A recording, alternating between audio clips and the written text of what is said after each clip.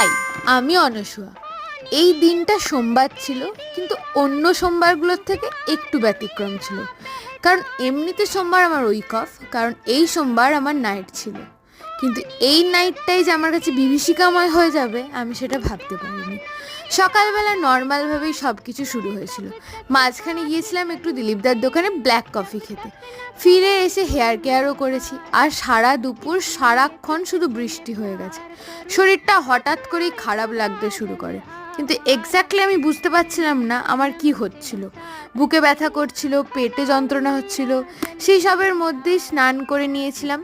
তারপর গোপালের পুজোটা করে লাঞ্চটাও আমি স্কিপ করে ফেলেছিলাম, কারণ এতটাই শরীরটা খারাপ লাগছিল আমি কিছু খেতে পারিনি।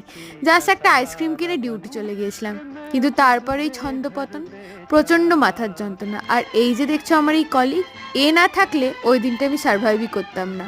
বাকিটা